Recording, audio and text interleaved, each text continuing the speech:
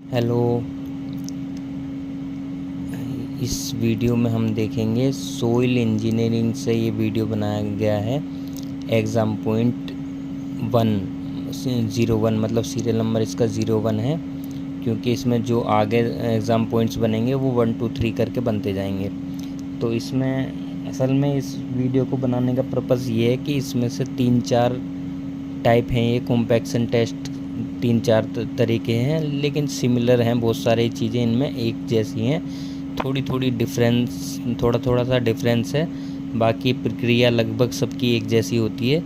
तो इसलिए जब एग्ज़ाम में क्वेश्चन बनते हैं तो कन्फ्यूज़न में वो एक दूसरे से एक जैसे होने की वजह से वो गलती होने के चांसेस बढ़ जाते हैं। तो इसमें मैंने मेन जो पॉइंट्स हैं उनके बारे में बताया है इसमें कहने या फिर हम कह सकते हैं कि इसमें जब हम किसी एग्ज़ाम में बैठने जा रहे हैं तो हमें कम से कम ये चीज़ें तो क्लियर होनी ही चाहिए। इन पॉइंटों के बारे में हमें कम से कम पता होना चाहिए।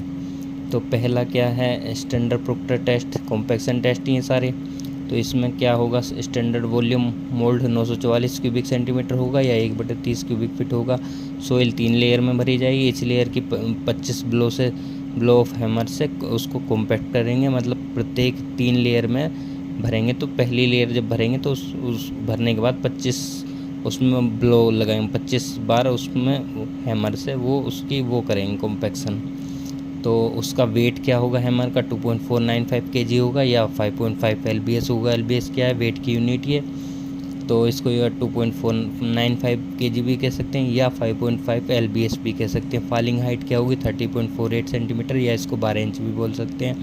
Dry unit weight calculation formula हम जानती हैं, गामा डी बराबर गामा बी 1+W होता है। गामा बी क्या, बल्क यूनिट वेट है, W है natural water content. Gamma b को हम कह सकते हैं weight of compact soil upon volume of mould.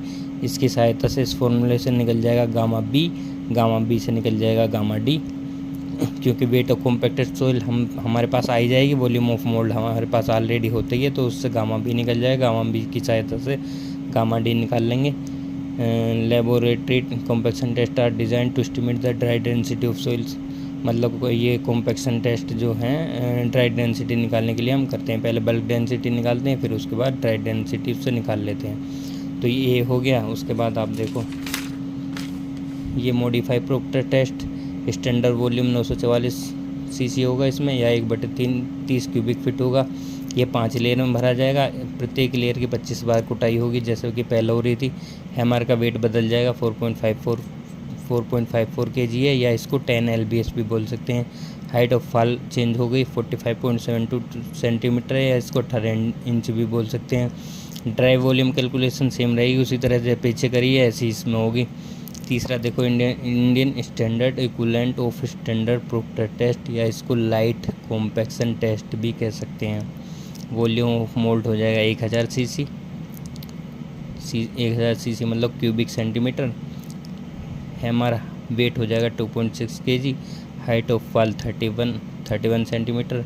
Filled in 3 layer, 3 layer में भरा जाएगा। प्रत्येक लेयर की 25 बार कुटाई की जाएगी।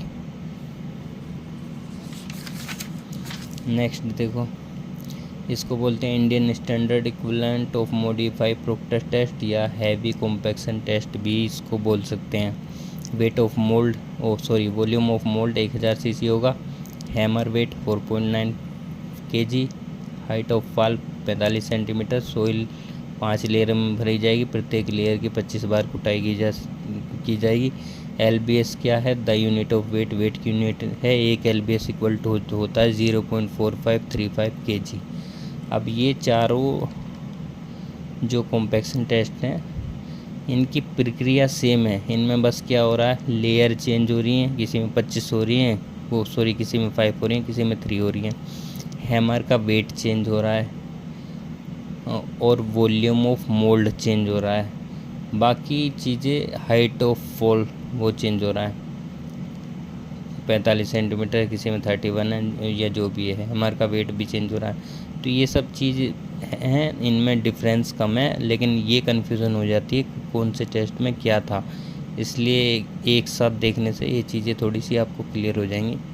और ये ही इस वीडियो को बनाने का ऑब्जेक्टिव था।